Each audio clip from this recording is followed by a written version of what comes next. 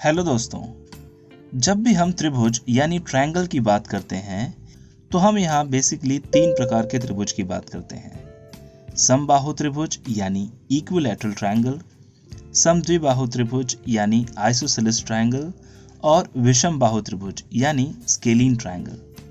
क्या हम कुछ त्रिभुजों के बारे में भूल रहे हैं? जी हाँ, हम समकोण त्रिभुज यानी राइट एंगल को भूल रहे हैं।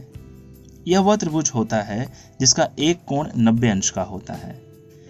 इस प्रकार सभी त्रिभुजों के क्षेत्रफल ज्ञात करने के लिए हमारे पास बस एक ही सूत्र है, जबकि हमने सीखा है कि विभिन्न प्रकार के चतुर्भुजों के क्षेत्रफल ज्ञात करने के लिए हमारे पास अलग अलग सूत्र होते हैं।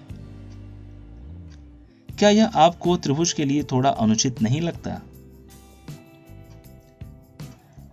अब तक हमने पढ़ा है कि त्रिभुज का क्षेत्रफल इस सूत्र 1/2 गुणे आधार गुणे ऊंचाई का उपयोग करके ज्ञात करते हैं। अब मान लीजिए कि आपके पास विशाल त्रिकोणीय कॉम्प्लेक्स है और हम केवल कॉम्प्लेक्स के प्रत्येक भुजा की लंबाई जानते हैं। मान लीजिए वो लंबाई 4 किलोमीटर, 5 किलोमीटर और 6 किलोमीटर है। अगर आपसे इस कॉम्प्लेक्स का क्षेत्रफल ज्ञात करने के लिए कहा जाए तो क्या आप इस सूत्र का उपयोग करके कॉम्प्लेक्स का क्षेत्रफल ज्ञात कर सकते हैं? यदि इस सूत्र का उपयोग करना चाहते हैं तो हमें त्रिकोणीय कॉम्प्लेक्स की ऊंचाई का पता होना चाहिए, जो कि हमें नहीं पता है। लेकिन हम दिए गए मानों से कॉम्प्लेक्स की परिमाप यानी पेरीमीटर ज्ञात कर सकते हैं। इसे सभी भुजाओं को जोड़कर ज्ञात किया जा सकता है। हम ऐसा क्यों कर रहे हैं, यह आपको थोड़ी देर के बाद समझ में आ जाएगा। आपको क्या लगता है, हम पहले व्यक्ति हैं जिसे इस तरह की समस्या आ रही है? नहीं। चलिए इतिहास यानी हिस्ट्री में वापस चलते हैं। 1080 में एक महान गणितज्ञ जिनका नाम हेरॉन था, उन्हें भी इसी का उत्तर पाने में हमारी तरह ही दिलचस्पी थी। उन्होंने h के मान को a, b और c के रूप में प्रतिस्थापित करने का प्रयास किया ताकि क्षेत्रफल ज्ञात करने के लिए हमें h के मान की आवश्यकता न हो। चलिए विस्तार से देखते हैं कि कैसे इस सूत्र को प्राप्त किया गया था। पहले हम कोई भी एक त्रिभुज लेते हैं। मान लीजिए उनकी भुजाएं a, b और c हैं। यहां हम लंबवत ऊंचाई बनाएंगे जिसे h नाम देंगे। अब हमारे पास 2 समकोण त्रिभुज हैं और जैसे ही हम समकोण त्रिभुज देखते हैं वैसे ही हमारे दिमाग में पाइथागोरस प्रमेय आ जाता है। तो चलिए दोनों ही त्रिभुजों में पाइथागोरस प्रमेय लगाते हैं।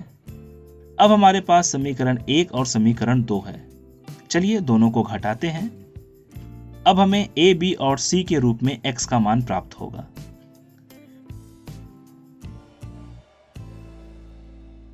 अब हम समीकरण a का उपयोग करके h का मान भी प्राप्त कर सकते हैं।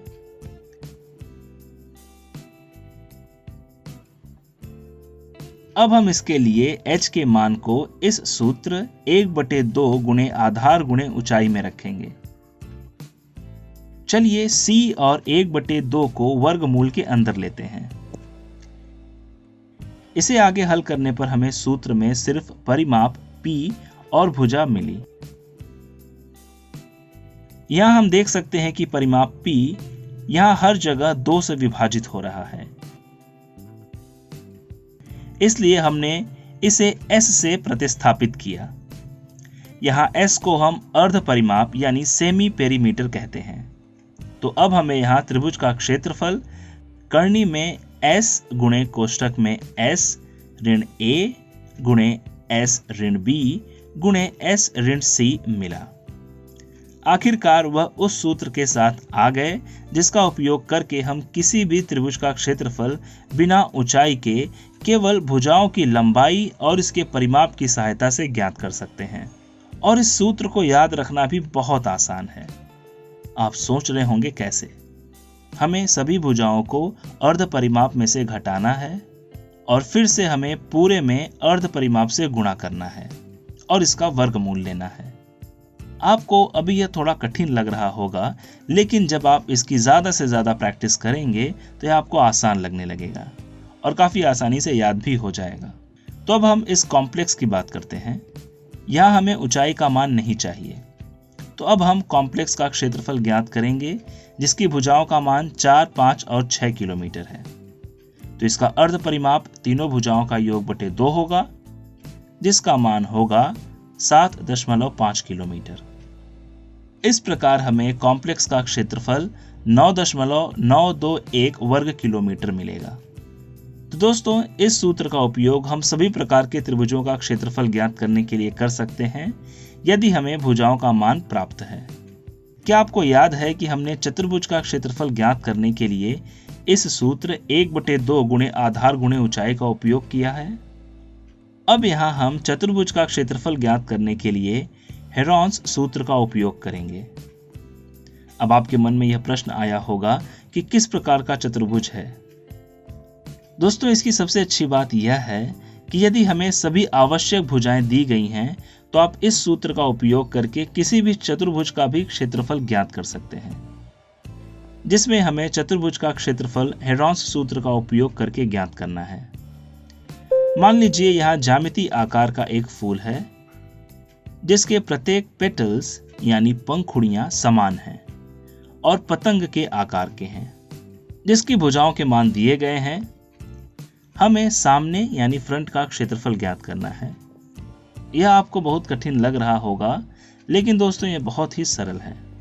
हमें बस हेरोन्स सूत्र का उपयोग करके पंखुड़ियों यानी पेटल्स के आधे भाग का क्षेत्रफल ज्ञात करना है। जैसा कि हम देख सकते हैं यहाँ 10 पेटल्स हैं, इसलिए हम फ्लावर का क्षेत्रफल पाने के लिए इसमें 10 से गुणा करेंगे। मैंने सही कहा ना दोस्तों? नहीं दोस्तों, हम ऐसा नहीं करेंगे। हम इसमें 20 से गुणा करेंगे क्योंकि हमने आधे पेटल्स का क्षेत्रफल ज्ञात किया है। अब हमने सही कहा।